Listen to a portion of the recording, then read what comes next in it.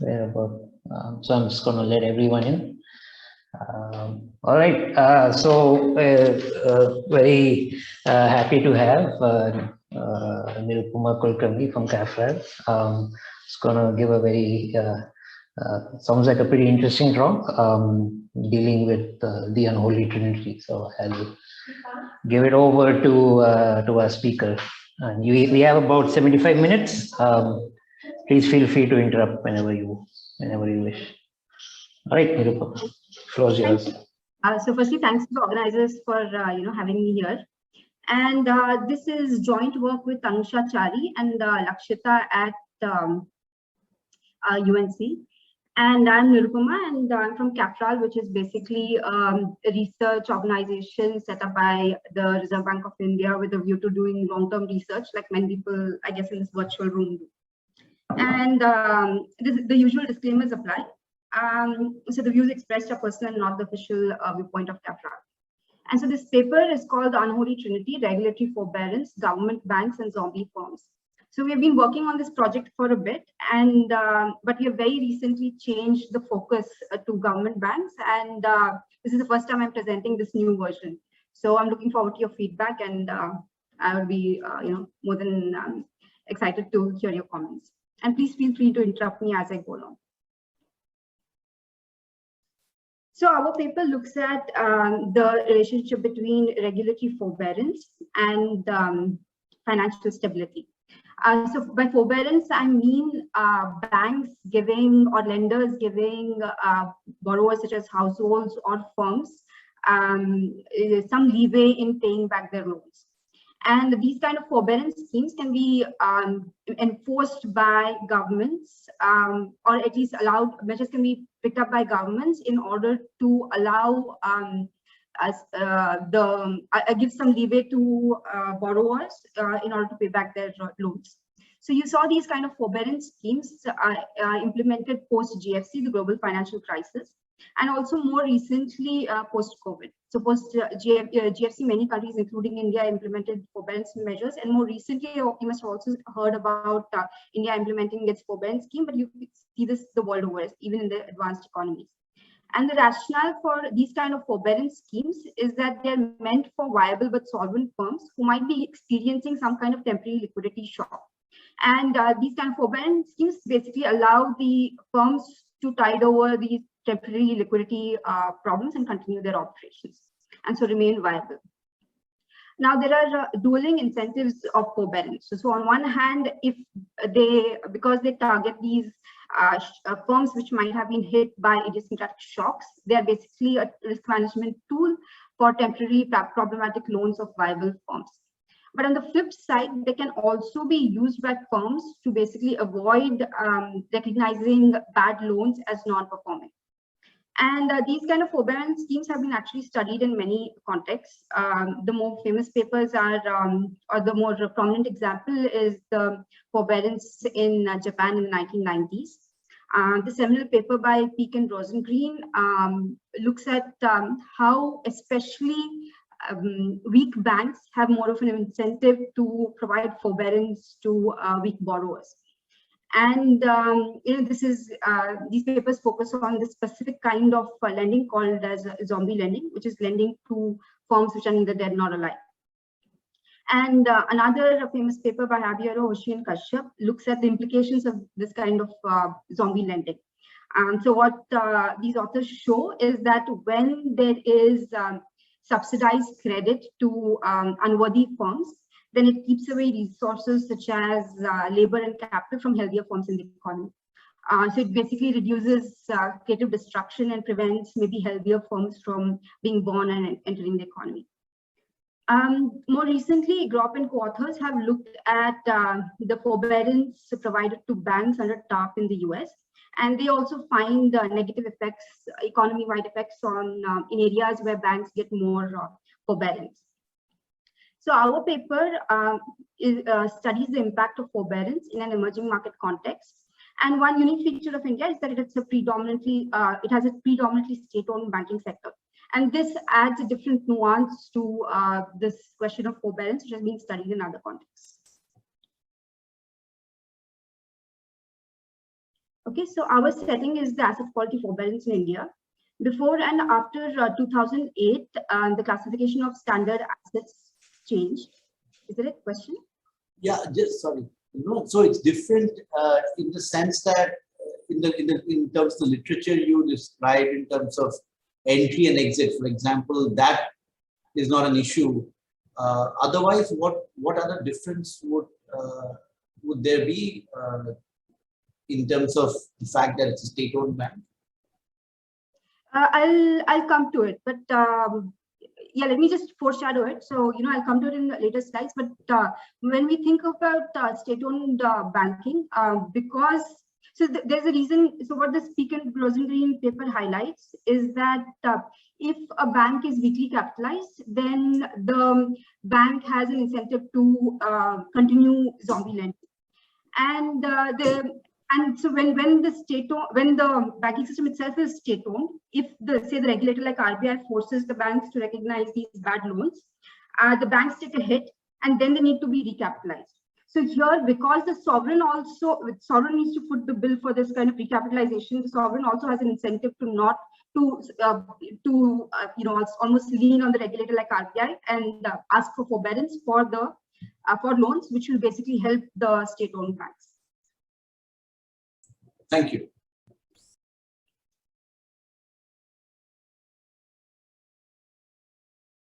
Okay, so before and after 2008, the classification of standard assets changed. And the regulator, which is RBI, introduced a new category of loans called restructured assets, which could be classified as standard assets. Now, restructured assets are, is where the borrower and lender restructure the loan, essentially because maybe the borrower is unable to make payments related to the loan. So what the new regulation did, the asset quality forbearance did, is it allowed assets to be classified as standard even if they were restructured. So here are listed the asset category and the provisioning rate for each category of asset. So standard assets have a provisioning rate of 0.25 to 1%. Substandard assets have a provisioning rate of 10%. Doubtful assets have a provisioning rate of 20%. And depending on whether they are non-performing for sustained period of time, then the provisioning rate increases until it reaches 100%. So loss accounts have to be provisioned for fully. And so now the post 2008 banks could restructure the asset, that is, give some leeway to the borrower and still continue and pretend. Sorry, can I ask you a clarificatory question? Yeah. Yeah, so what is provisioning rate? Provisioning is the amount that has to be set aside for a loan in case the loan goes bad. And so if the loan is a standard asset, then the bank doesn't need to set aside capital. It has to set aside a relatively less amount of capital. That's about 0.25 to 1%. And if supposing it's a loss asset, then and it's still on its balance sheet, then the bank has to set aside the entire capital, anticipating that this will be declared a loss asset in the future. So meaning that they can't lend that to anybody else. Yeah. Right. Yeah. So it's like capital held in reserve. Yeah. Okay. Thanks. Can I ask a question Yeah. in addition to this? So what was the rationale of identifying a restructured asset as a standard asset? Because it has a higher likelihood of not being repaid, right? So shouldn't higher provisioning rate be charged? Exactly, and this is basically a way recapitalizations are costly.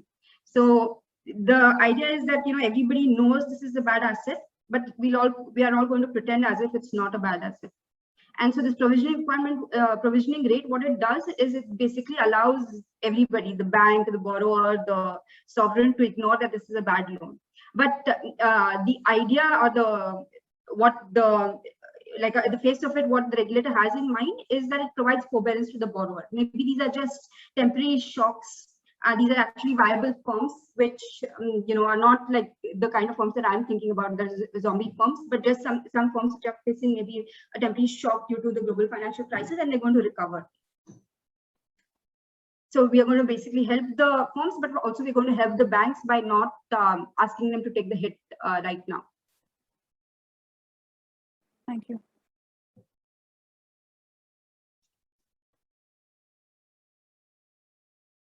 Okay, so, and our paper is going to use a forensic approach to examine the impact of forbearance. And our empirical setting is both the introduction of forbearance as well as the retraction phase in India. And we are going to look at the correlation of government ownership and firm distress. And more broadly, not just government ownership, but I'll argue that this is actually very closely related to bank distress. And our analysis is going to focus on firm level analysis. So we're going to look at allocation of credit by firm quality, that is low solvency versus low liquidity firms. And we're also going to look at allocation of credit to zombie firms and maybe the credit reallocation effects this has on healthier firms in the economy. And finally, we're going to look at the real effects on capital expenditure and labor. And in this paper, we examine the persistence of forbearance policies because we're looking at both the introduction as well as the withdrawal phase. And especially in an emerging market context, and as I mentioned with the first slide, an emerging market where state ownership plays a very big role. So let me preview the findings in case I don't get to it later on. So the first set of findings look at the impact on credit to distressed firms. The first finding is on impact of credit by firm quality for firms which are linked to government banks and private sector banks. So what we do is we trace firms that are borrowing from healthy firms or distressed firms which are borrowing from government banks versus private sector banks before the forbearance schemes are announced, and then see what happens to credit to these firms as the forbearance schemes are announced and withdrawn. So our first result is that we find that the relative credit increases for government banks the relative credit for firms that borrow from government banks increases.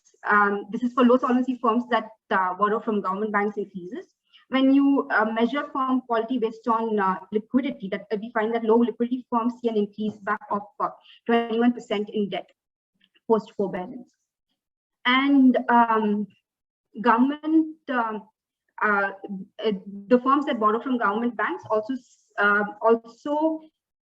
sorry, let me just rephrase that. Zombie firms that borrow from government banks see a 32% increase in debt post forbearance. And we find that there's no reversal once the forbearance schemes are removed. So the effects of these policies, of these forbearance schemes, is that once this kind of bad lending happens, even removing the forbearance schemes doesn't seem to undo the damage done during while these schemes were in place. So the some result is that there's a persistent increase in zombie credit by government banks. And then we highlight the sovereign's role in this kind of forbearance lending. So there are these two recent books, one by former Governor Urjit Patel and another by the then former Deputy Governor Viral Acharya. And they talk about this idea of banking sector fiscalization. So by banking sector fiscalization, what they're referring to is this idea that because the banking sector is predominantly state-owned, essentially what ends up happening is that many of the policies that are undertaken by the regulator, possibly due to the influence of the sovereign, might actually reflect the fact that the sovereign is fiscally constrained and might not be able to recapitalize its banks. And you see that especially in the context of these kind of forbearance schemes, wherein the regulator might lean on the sovereign might lean on the regulator basically to avoid recognizing bad loans as such, because then the sovereign also avoids costly recapitalization of the state-owned banks. And so we argue that if this we do the analysis with looking at the state-owned banks versus private sector banks. But if we were to do the whole analysis just looking at stressed banks versus non-stressed banks, by stressed banks I mean firms which had higher NPA just before the crisis, or if we look at weakly capitalized banks, we actually see very similar results. And we also, while it's very difficult to show this channel concretely, we actually provide some evidence. So what we do is we look at the proximity to the regulator, that is to the Reserve Bank of India. So we look at a bank's proximity to the regulator, and we show that the closer a state-owned bank is to RBI, there is an increase in zombie credit by that state-owned bank. And we don't find this effect at all when we look at proximity to RBI for the private sector banks. And so these second set of results possibly points to the idea that forbearance allows the sovereign to avoid the costly bank recapitalization. Nirupama? Yeah. What do you mean by proximity to the regulator? We are just using very simple distance to Mumbai. Physical distance of a bank to the central bank. To the central bank, yeah. This is And why should that mean that closer physical distance of a bank to the central bank means that it can get some leeway in recognizing bad loans? The idea, yeah. So because, as in, we wanted some idea of some measure of exactly what you're saying. That is some idea of the bank might have more of an influence with the regulator in in getting maybe even zombie firms, bad firms classified as standard assets, or being restructured and classified as standard assets. And this is one thing we did. And one might worry that distance is related to many other things. And I think the private sector results actually help allay some of those concerns, because we don't find a similar effect wherein distance doesn't seem to matter for distance between regulator and the bank doesn't matter for private sector banks. But does distance to the regulator also correlate with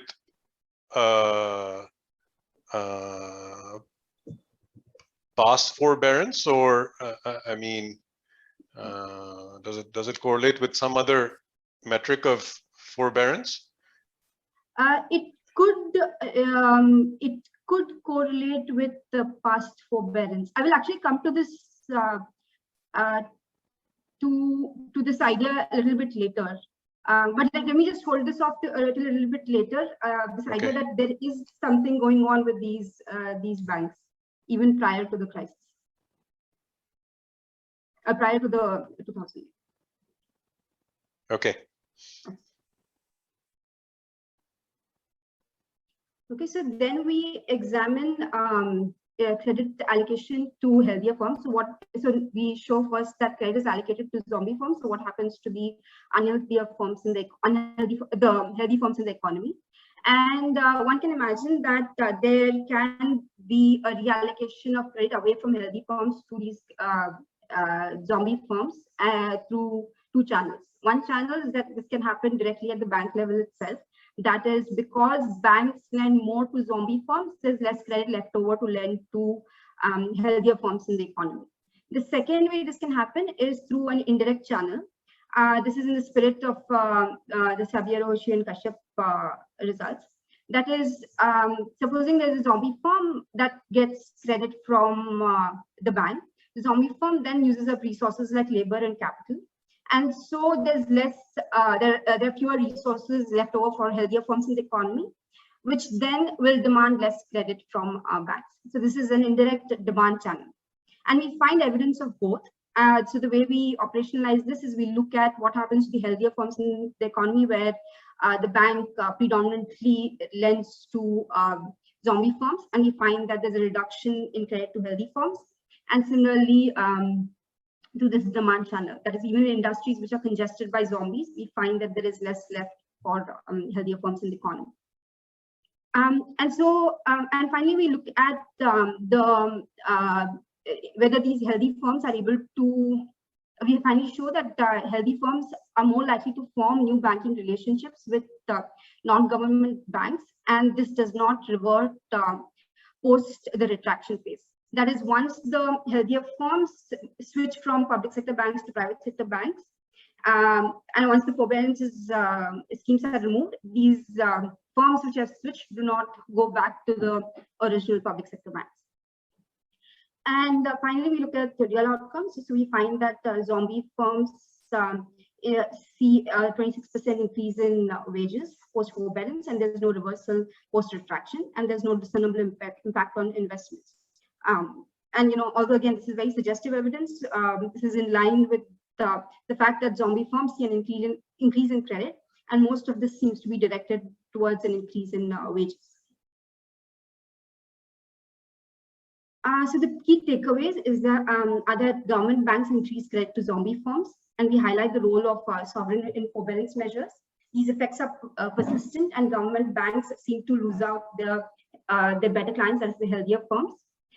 Forbearance possibly persistently changes industry structure, with government banks in sticky matches with weak firms. And as a result, even retracting forbearance and cleaning up bank balance sheets may be harder than previously envisaged because of these kind of sticky matches. Okay, so what's the assumption here about how firms see this? I mean, do firms know these kind of, I mean, presumably some of these things are, observable to firms themselves, right? So to begin with, the decision to whether to pay back or not and be called zombie or not is something that probably some firms internalize, right? Probably some firms? Internalize. And I mean, if I know that I can get it, so I'm just wondering whether this is so yeah. I think it kind of depends on whether the policy is anticipated or not. Yeah, so that's a good question, and that I think that's a question that plagues every paper that looks at this kind of zombie lending, which is are these firms able to pay and hence don't pay, or is it invisible to the econometrician, and the firms are actually good firms which both the bank and the firm know that they'll be able to pay subsequently. And I'm wondering if we actually address that sort of like a model hazard problem. Yeah, so I'm going to argue that no, these are firms. I'll show certain things like the industry that they're in, and these industries such as like infrastructure lending, which we know had been doing badly even before the crisis. So I think these are firms which are unable to pay.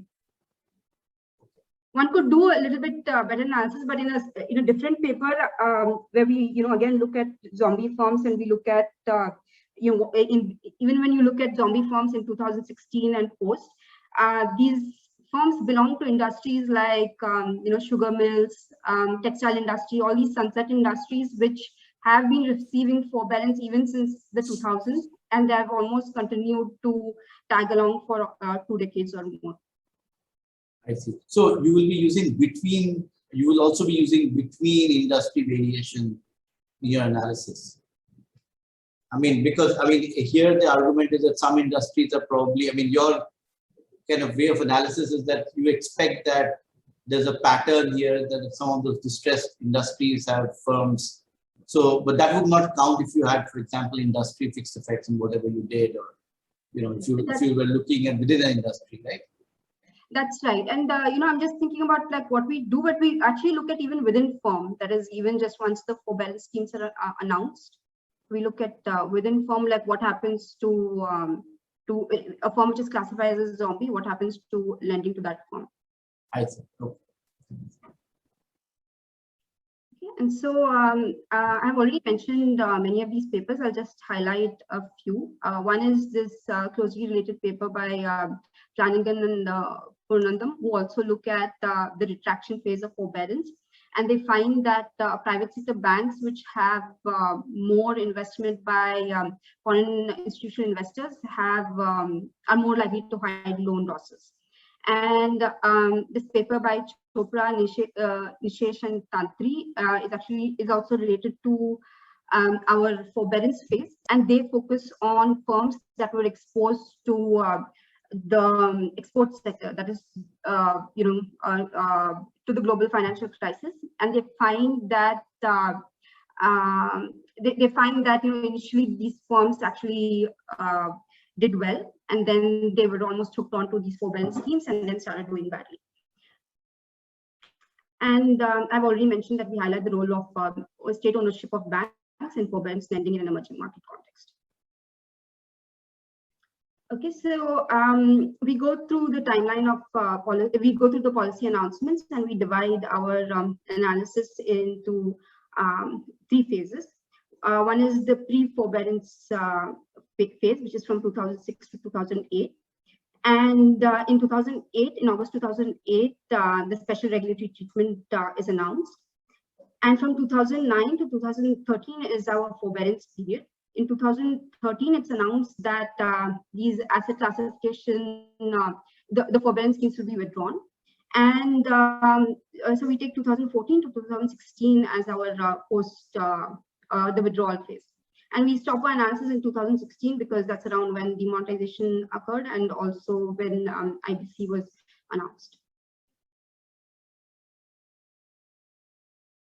Okay, so here I'm Nirupama, sorry, but the asset quality review was announced in 2015.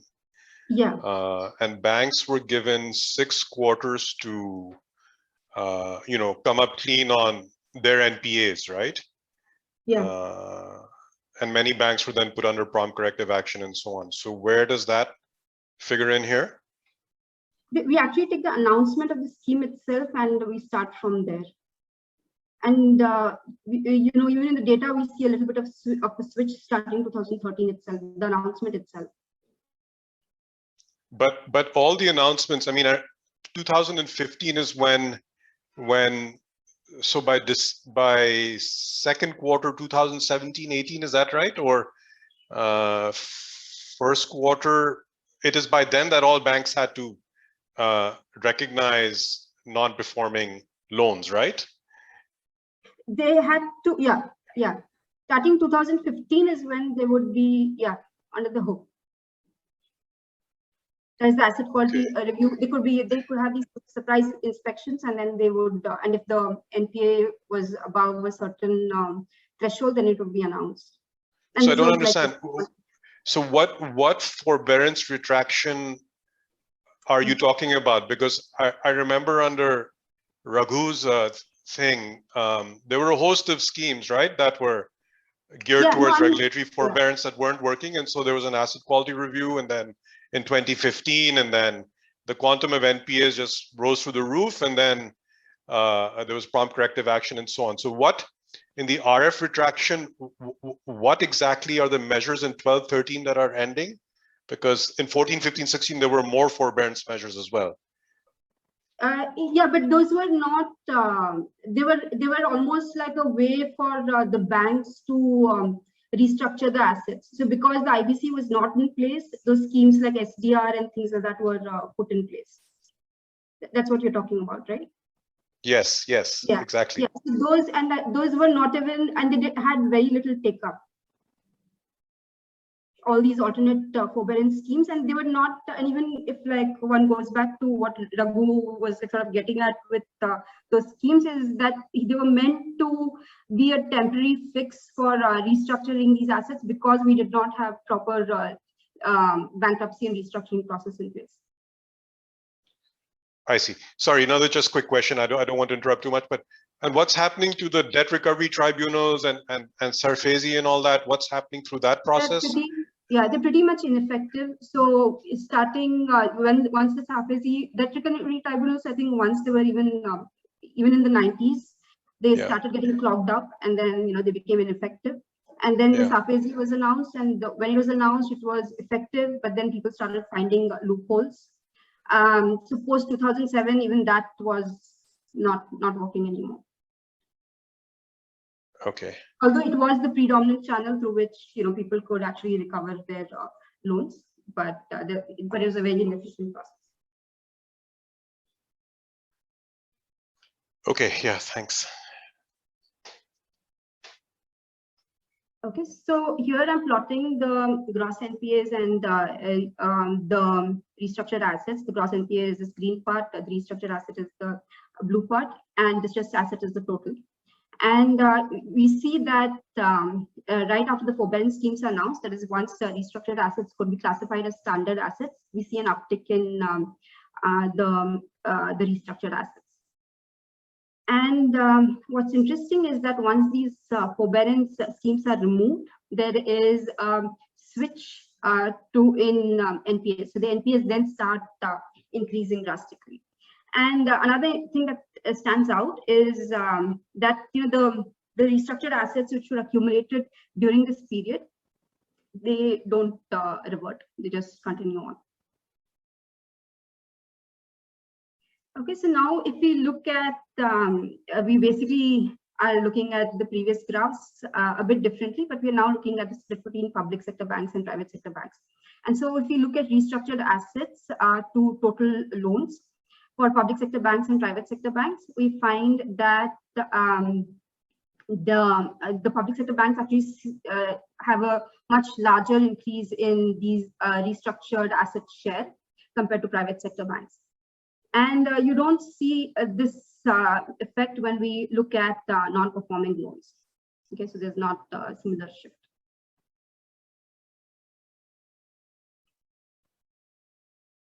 Okay, so let me, so this is just looking at the distressed assets, and then I'm going to look at the share of distressed assets, and I'll benchmark it to 1 in 2008, and then trace what happens to the distressed asset share. And again, this is just saying what we have seen in the previous slide, that is the share of distressed assets for public sector banks increased, whereas that for private sector banks decreased. Okay, so why were these forbearance schemes announced? And from the at face value, if one were to read these announcement circulars, what they say is that these asset quality forbearance schemes were designed to provide temporary liquidity relief to otherwise solvent firms due to GFC-related adverse shocks to cash flows of firms. But there is a pre-2008 increase in lending to infrastructure, especially by state-owned banks. And we know that this kind of infrastructure lending, or more broadly to industry lending, was what these were the sectors that showed higher increase in NPAs subsequently.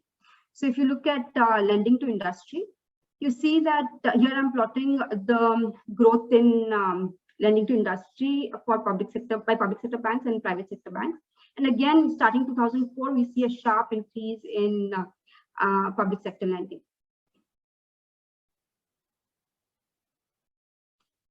Okay, so here is a quote by then a former deputy governor, who spoke about how the period between 2000 to 2008 witnessed a sharp growth in credit. And this is possibly because there was lax credit management by banks, raising questions about credit quality. And so the question is, in 2008, when these forbearance schemes were announced, is it possible that the banks and the regulators knew that these kind of industry loans were also going to turn bad? And there are reasons to expect a deterioration in asset quality because that is even before that period, people had started, market participants had started seeing an increase in environmental clearances, and which subsequently meant that many of these loans would turn into NPAs. And there's an interesting here's an interesting graph which plots the number of stalled infrastructure projects, and let's just focus on this black line. And you can see that almost starting 2006, there was a sharp uptick in the number of projects that were abandoned, shelved, or stalled.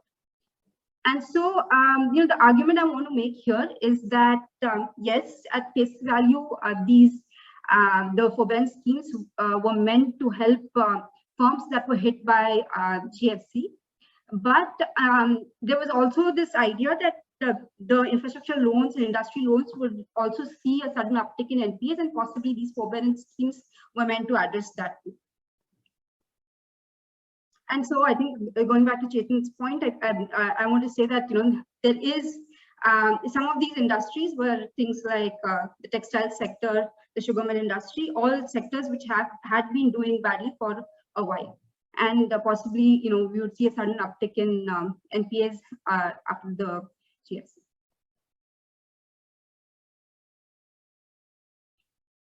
So for our data, we look at non-financial borrowers from CMI between 2006 to 2016, and we assign each firm to a bank based on the bankers list provided by Prowess.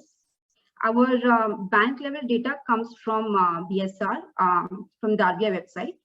And we basically, our primary analysis focuses on the classification of banks as government and non-government banks, sorry, government banks and private sector banks. But we also look at some analysis also focuses on classification of banks as stressed and non-stressed. And so in 2016, there were about 27 public sector banks, 21 private sector banks, and a large number of foreign sector banks. But these foreign sector banks account for a very small 7%, with the public sector bank and the private sector bank accounting for 70 and 23, which is a total of 93. That's a predominant share. And so we focus our analysis on these private and public sector banks. Again, the idea is that one, the foreign banks are very special, and they, because we are focusing on this idea that the provisioning rates affects the bank's capital and foreign banks have access to other capital, we actually ignore this. But we use this in supplementary analysis as placebo. Okay, so for our low solvency firms, we define a firm as low solvency if it has above median debt to equity ratio in a given year. A firm has low liquidity if it has below median cash ratio in a given year. And we are basically looking at 3 different measures of firm distress. For zombie measure, we follow the Javier Oshie and Kashyap paper, where and the idea when we want to capture a firm as having received zombie credit, the idea is to capture a firm that receives subsidized credit compared to the most creditworthy firms in the economy. So similar to them, what we do is we look at the average interest rate and see whether that is less than the prime lending rate for the safest bank, which is for SBI. And if it is less than this, then we classify and if the firm has a sufficiently large amount, borrows a sufficiently large amount, that is if the debt to asset ratio is greater than 0.15, then we classify the firm as zombie. And so we fix the sort of the timeline in 2007. We look at firms that are borrowing from government banks versus private sector banks, and then trace what happens to credit and other variables for these firms which are borrowing from the specific banks in 2007. And in supplementary analysis, we also classify banks as stressed and non-stressed. So bank which belongs to top 2 deciles of NPA ratio in 2007 is a stressed bank. Similarly, we also use CAFRAL, which is the capital to risk weighted asset ratio in 2007, which corresponds to a well-capitalized, had the value of the more well-capitalized bank. So here I'm just showing the cross tabs for characteristics of firms which borrow from private and public sector banks. The slide is a bit, I guess, confusing. So let me just walk through it a bit slowly.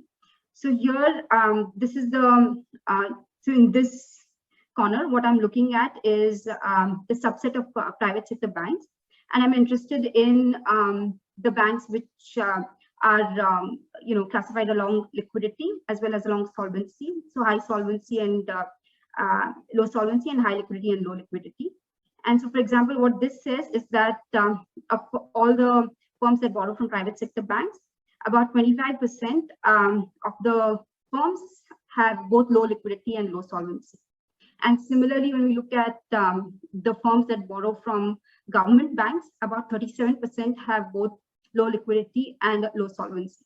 Nirupama, one clarification. So when you say firms borrow, but this is the borrowing, right? Firms can borrow from both kind of banks. Yeah. So this is in terms of the borrowings from this No. So we have one firm matched to one bank. We don't know. We are only able to link based on whether a firm borrows from a bank or not. We don't have how much the firm borrows. So what we do is we link a firm to a bank. in 2007, and then we trace this firm bank matched pair. I see. Okay. But it's a unique matching based on, and that is based on what? So the process will give you that just name of one bank, or is? Yeah, it gives a list of banks, and we take the first bank. But we have tried like alternate variations where we say that if a bank at all borrows from a public sector bank and so on, and results are pretty similar. I see. How do you define solvency and liquidity classes? So, so the low solvency, we use debt to equity, and so we just use based on above and below median of debt to equity, and yeah, similarly for cash ratio as defined.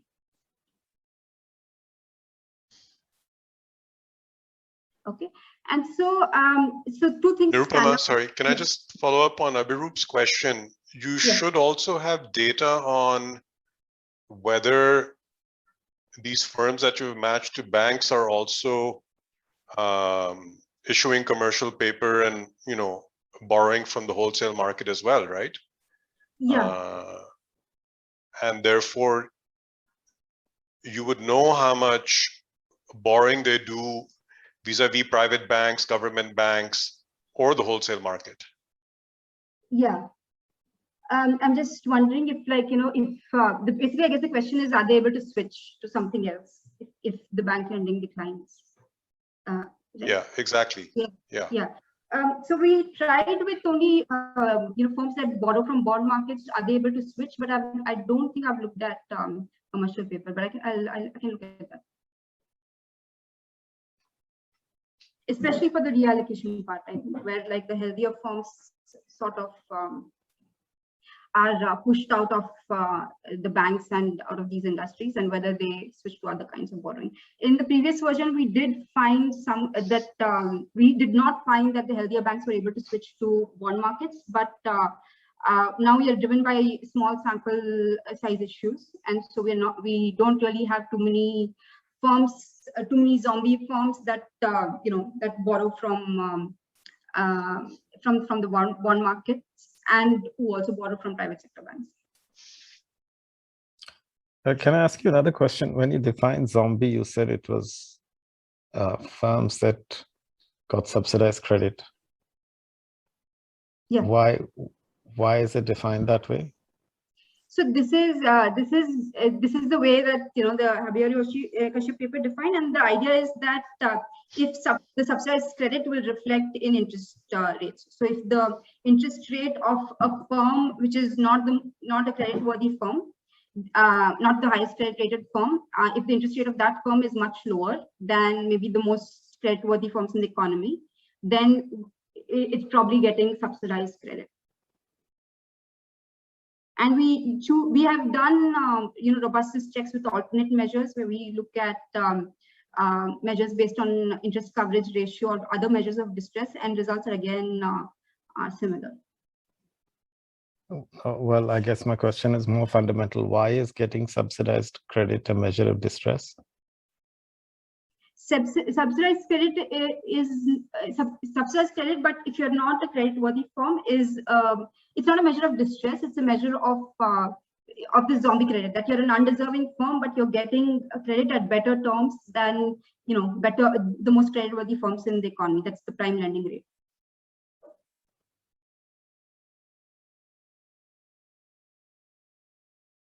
Okay, thanks.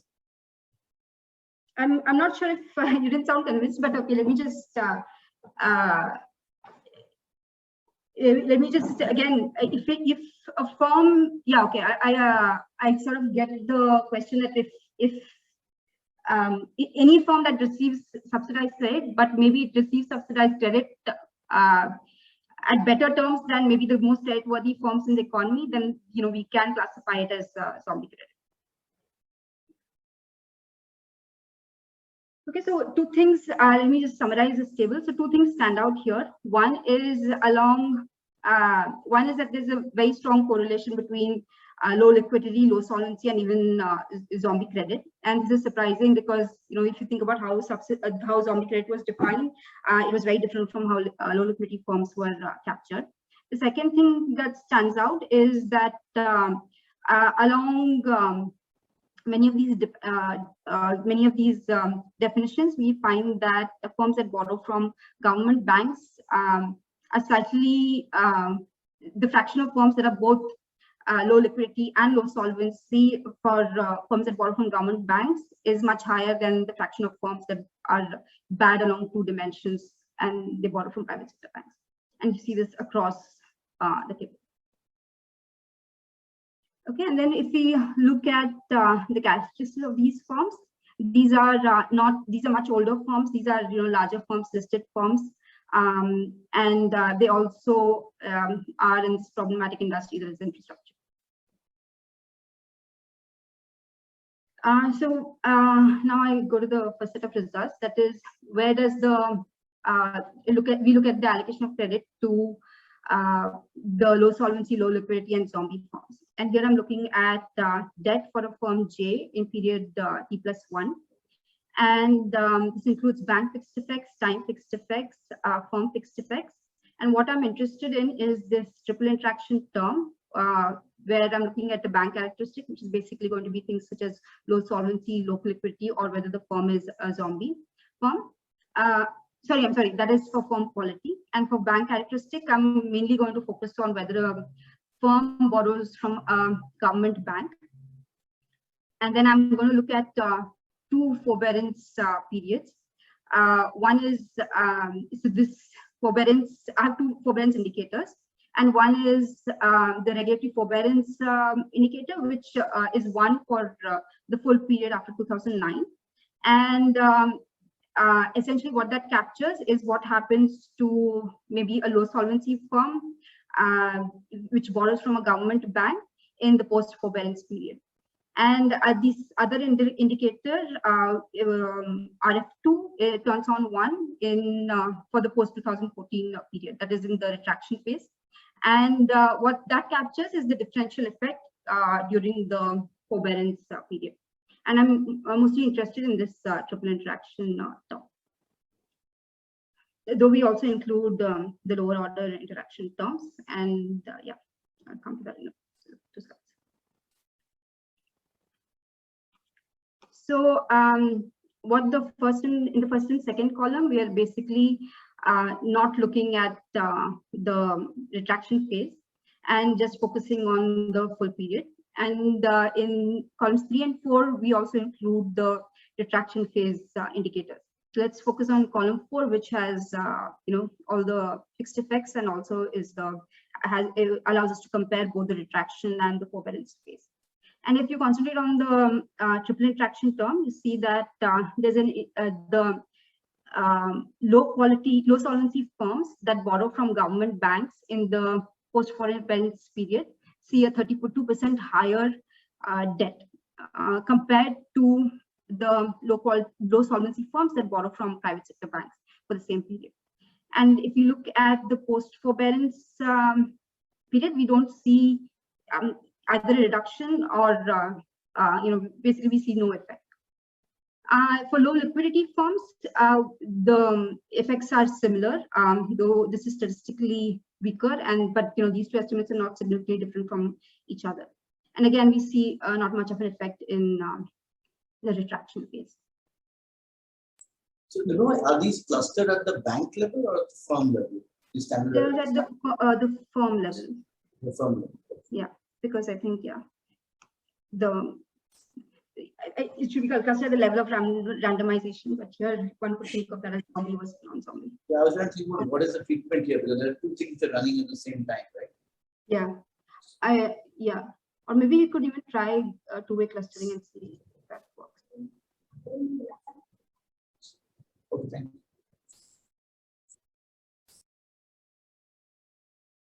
Okay, so the main takeaway from the previous table is that it's difficult to disentangle low solvency and low liquidity. So if one were to take again the RBI circulars at face value, then one could think of the forbearance schemes as being aimed at maybe low illiquid but viable firms. And so using these accounting-based measures of low solvency and low liquidity, it showed that the credit effects of credit allocation are actually similar, even arguably greater at the low solvency firms. So now we focus on a very specific effect on zombie firms, that is firms that were receiving subsidized credit. And here we find, here again, if we focus on the last column, in a triple different sense, the debt of firms that, or of zombie firms that borrow from government banks post forbearance is higher by 25%. Now, the problem with the triple difference interactions is that it's very difficult to see where the variation in the data is coming from. So what we do is in column 1, we remove those fixed effects and only include borrower fixed effects so that you're controlling for borrower level differences, and then look at all these lower order interaction terms. And then if you look at the marginal effects, I think it's a bit easier to see where the variation is coming from. So if we focus on the first column, what this says is that a zombie firm that is borrowing from a government bank in the pre-forbearance period has 41% higher debt compared to a non-zombie firm. And post-forbearance, this increases to 47%. So when we look at this in a relative sense, we see that this is about a 5.6% difference. And then, yeah, okay. And then if we look at the private sector side, that is for zombie firms in the pre-forbearance period that are borrowing from private sector banks have 69% higher debt, and that reduces to 49% post-forbearance. So looking at the difference between these two, that's about a 20% decline. So in a different sense, this is about 26% higher zombie credit by firms that borrow from government banks in the post-forbearance period. So now coming to the exploring the role of sovereign and forbearance lending. And here are two quotes from by the former governor and former deputy governor. And the first quote is by Ujit Patel, who talks about banking sector fiscalization. And he basically highlights that because the sovereign is fiscally constrained, they might actually lean on the regulator. Maybe there's inertia in adjusting risk weights on loans by the regulator. Similarly, Viral Acharya highlights this fiscal dominance in default disclosure norms, wherein because these disclosure norms would increase the capital requirement of state-owned banks and the required budgetary allocation by the government, there is a tendency to not recognize bad loans when they occur. And so, again, this is a very suggestive analysis. And so as a part of that, we look at regulator proximity, that is the proximity between the bank and the regulator, and then we subset to the firms that borrow from state-owned banks and see whether this regulatory proximity or this ability to get forbearance has an impact on debt. And this measure is actually inspired by Gropp et al., who also look at the distance of banks to the regulator, to basically Washington, and find similarly, higher forbearance for banks which are located closer to Washington. And one neat thing we have is that we also have these firms that borrow from private sector banks, which can serve as our control group or our placebo group. And if you look at the last two columns, we find that if the state-owned bank and regulator are closer, then there's a high degree of forbearance. The firm is more likely to gets 24% higher debt compared to a state-owned bank which is farther away. And again, we don't find a similar effect on in the retraction case. And we don't find a similar effect for private sector banks.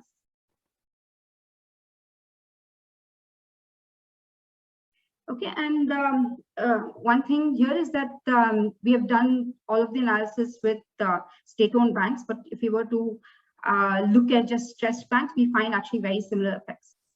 So when we look at, so the stressed bank here is, we split firms into stressed and non-stressed banks based on whether in 2007, the banks had in non-performing asset ratio in the top 2%. And we find that again, in the post-forbearance period, the firms that borrow, the zombie firms that borrow from stressed banks have 30% higher debt, and this does not revert in the period after once the forbearance is removed. And similarly, for low solvency firms and low liquidity firms, we find very similar effects as we did with the government banks and the private sector banks. Okay, so now when we look at a different measure of bank stress, so here we're looking at bank capitalization. Higher values correspond to well-capitalized banks, or you can flip the sign and think of this as a badly capitalized bank. Again, we find that badly capitalized banks, low solvency firms that borrow from badly capitalized banks, more see higher growth in credit compared to well-capitalized banks that also borrow from badly capitalized banks. Okay, so now we ask the question: what happens to the healthier firms that borrow from either the same banks that were engaged in zombie lending, or healthier firms that operate in industries which are congested by zombie lending? And it was with the bank lending channel, and the second channel is basically this demand channel, which is again in the spirit of Javier Oshii and Kashyap, wherein because these banks get, these firms, zombie firms get subsidized credit, they take up less of the resources such as capital and labor, and there are fewer resources. Sorry, they take up more of the capital and labor, and there's less left over for healthier firms in the economy, which then demand less credit. This is a very indirect channel. And so the specification is very similar to what we have seen before, except now we are looking at the exposure channel, and then we are focusing on the healthier firms, which is basically either the high solvency, the high liquidity, or non-zombie firms. And again, the two indicators for forbearance.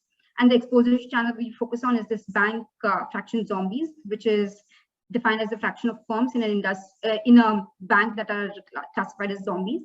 And for the industry fraction of zombies is defined as a fraction of firms where in an industry which are classified as zombies in period T.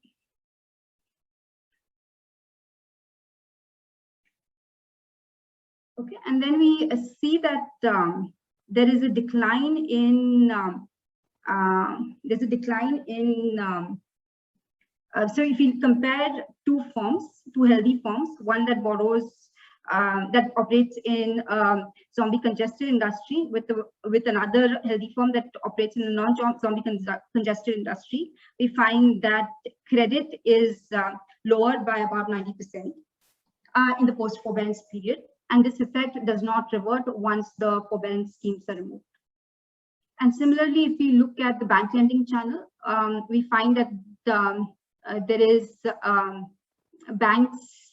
we find that the healthier firms, that is non-zombies, that operate in industries, in banks that are congested by zombies, have a much lower credit compared to healthy firms that may be borrowing from banks that are less zombie congested. And this effect again does not revert post the retraction. So then we ask the question, why are effects on lending during forbearance so persistent? And so for that, we look at firms, we look at whether firms form new bank lending relationships. This is just a sort of summarizing results in a correlational form. So we look at firms that borrow from private sector banks, foreign banks, and other banks in a given period, relative to, and the baseline is public sector banks. And we're looking at healthy firms, both in the retraction and the forbearance period. And the dependent variable is an indicator for whether this is a new banking relationship. And we find that healthier firms are more likely to form new banking relationships with private sector banks. And although there is a reversal once the forbearance scheme is removed, if you look at the point estimates, it seems that not all the firms that switch to private sector banks make their way, all the healthy firms that switch to private sector banks make their way back to public sector banks. And we find very similar effects with the foreign sector banks. And so this might explain why we see a persistent effect even after the forbearance schemes are removed. And finally, we focus on the real effects. And this is, we are using the same specification as in the baseline with two different dependent variables. One is the capital expenditure ratio. With the capital expenditure ratio is capital expenditure in period T+1 to the total assets. And we also measure employment expense as the wages to total expenses. And so if you look at the capital expenditure part, we find actually not much of an effect on capital expenditure, although there does seem to be a slight increase in investment in the post-forbearance period, but again, this is very noisy. We find a stronger effect in wages as a share of expenses, and again, this does not revert once the forbearance schemes are removed. And if you look at low solvency firms, you find we don't find a similar effect. In fact, these effects are actually concentrated most in our in the zombie credit firms. And similarly for low solvency firms, we don't find much of an effect. Okay, and we conduct a number of robustness checks. So we look at so here we have just looked at Nirupama, sorry, what is the point of the wage regressions again? I didn't catch that. So that was meant to ask, now we know that credit is higher, so where does that credit go? And so it doesn't seem to go towards investment, it is going towards wages.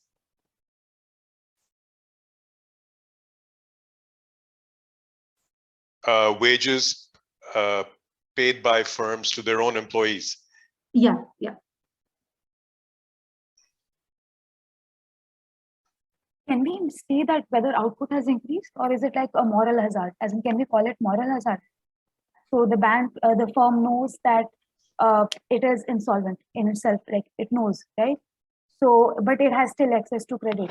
So it knows that tomorrow I'll pay, I might as well transfer. So can we term it as moral hazard? Yeah, as in whether the firm knows that, yeah, I'm not very sure we have results which would, allow us to disentangle that. That is whether the firm knows that it can get away with it, and it will get access to credit even tomorrow, and so it's sort of not willing to pay back, or whether these are firms that are not able to pay back, and the bank does not want to recognize these firms as bad loans and recognize them on their balance sheet. And I think our view is more of the latter.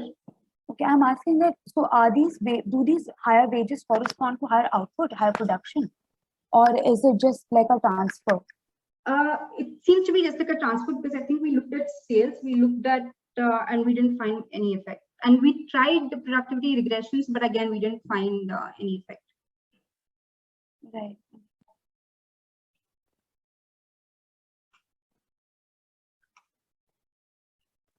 I'm actually pretty close to done.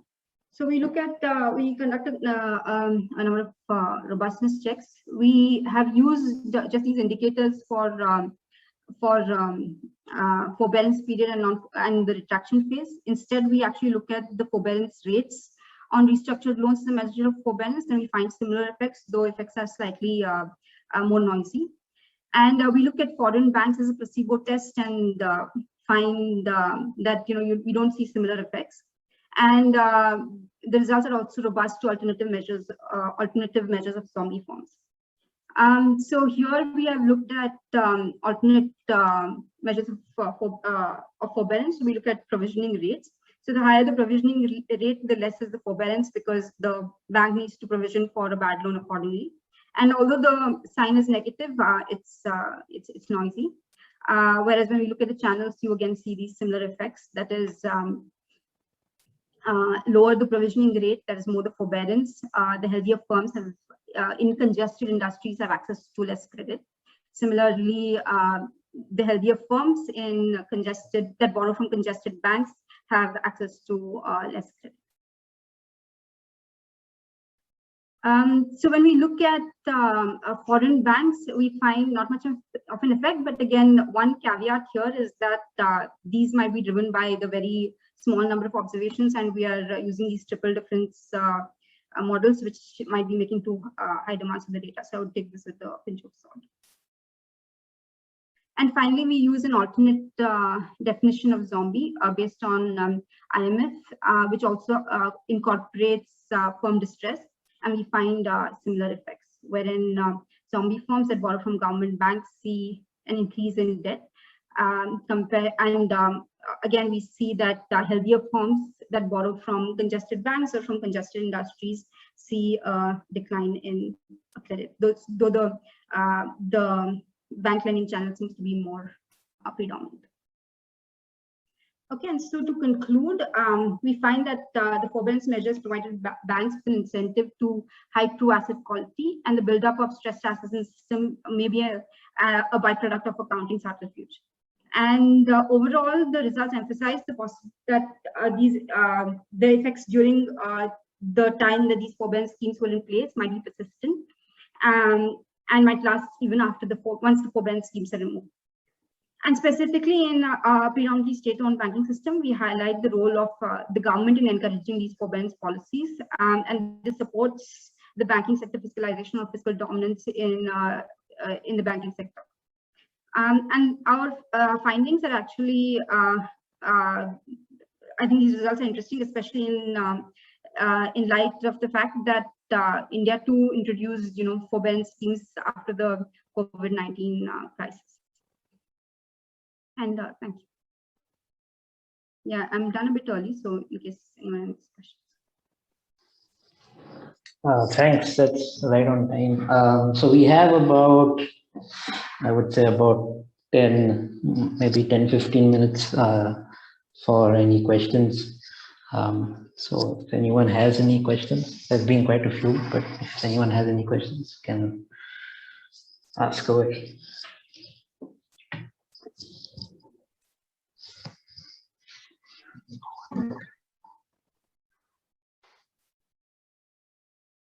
Yeah, I have a question. Nirupama, so at the heart of your story is kind of a crowding out channel, right? I mean, the zombie firms because of forbearance, dominate the credit from scheduled commercial banks, which kind of squeezes the healthier firms. But it would seem that certainly AAA rated firms can borrow from the wholesale market, from non-banking financial companies. They can borrow from, via external commercial borrowing. So in an aggregate sense, it's not clear to me whether they are, they're not getting the credit that they want. So I'm not sure how strong the crowding out channel is when you incorporate other avenues through which they can borrow. And the second thing, a policy question. So should the government recapitalize banks? What's your view on that? Yeah, so the second one is a bit easier to answer that. So I think people have looked at even banking recapitalizations as as the way to get out of these crises, and it does seem that bank recapitalization might help. But then if the bank recapitalization is not high enough, it also has this perverse thing where it might lead to actually more zombie lending. And I think Viral Acharya shows this in his paper on whatever it takes. And but other people who have looked at this in the context of Japan have found that bank recapitalizations can actually help. And the first question was about substitution onto other forms of credit. No, I think I can test that. So, and I think your idea is that the healthier firms should be able to borrow from other sources, and we shouldn't see any sort of crowding out. And I'm not sure that happens because there are only very few select firms that are able to access these markets. But I can check that. Okay. Yeah. Thanks.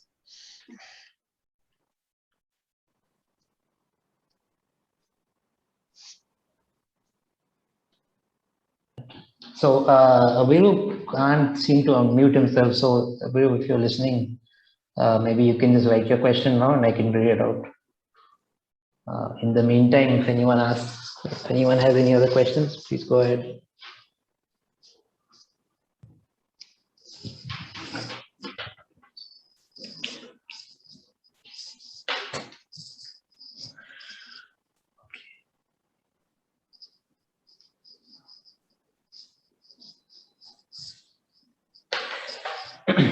All right, well, doesn't look like we have any questions. So I'm just going to, oh, he's written something.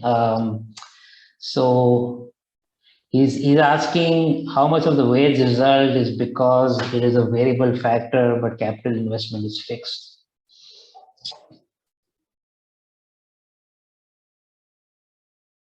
But what do you mean capital investments? This is the flow of the increase in capital investments. This is the capital expenditure that I'm trying to capture. I mean, one could argue that wages are fixed. I'm not sure I follow the question. If the question is whether we are able to figure out whether it's intensive or extensive margin of wages, I think we're not able to determine that. Right, so he's saying, you know, if investments are less often. Oh, so they're lumpy. Yeah. Yeah, but it's a fairly long period that we are capturing in 2008 to 2013. Then actually we are looking at both everything from 2008 to 2016. So we are capturing a fairly long period of time. But there might be a way to see where whether we see no new investment, and maybe even whether we see anything on whether projects are abandoned or stalled and things like that, by maybe looking at some other data on capex dx data. But that could be explored, yeah. But because we don't find anything on capital expenditure, I think we have not gone down. And we have tried to look at where this the increase in wages is coming from, but again we are limited by the data. The employment side of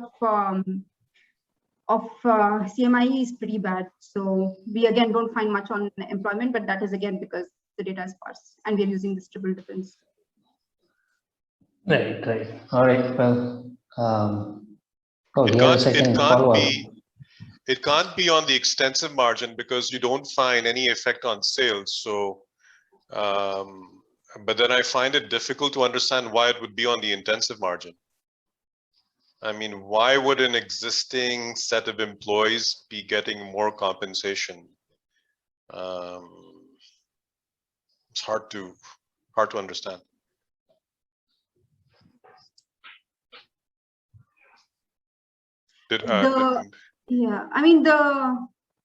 Actually I can try to see whether there's something, because it's in a triple difference sense. It could be because there is a decline. The private sector guys, the firms that borrow from private sector or the healthier firms sort of rein in their expenses, and what we are capturing is this relative difference. So we've got a couple follow-up questions. I think this dealing with the sort of data set here. So is there, how much attrition is there? Is this a balanced panel, I suppose? And if not, yeah, there is. I mean, the data is a bit, there is, because not all, I don't have the numbers off the top of my head, but because that not all firms will report their banks, we might see that there is significant, there's a subset of firms that we are capturing as in our sample. In the previous version of the paper, and which we still have to do for this new version, is we had also used MCA data. The Ministry of Corporate Affairs, they have this data on loans, so loan by bank, and so that's a completely different data set where we have borrowings, not just this bank firm matched pair, and there we found very similar results. I see. Okay.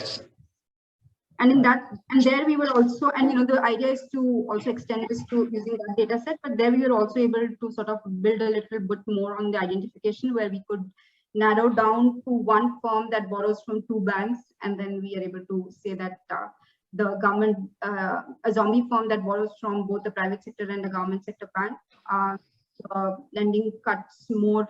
The lending cut is more from government bank. Actually, we had done stressed and non-stressed. The lending cut is more from the the lending increase is more by the stressed bank for a zombie firm compared to the lending increase by a non-stressed bank to the zombie firm. All right, thanks. Any other questions? Does anyone have anything to say? Let's take a minute.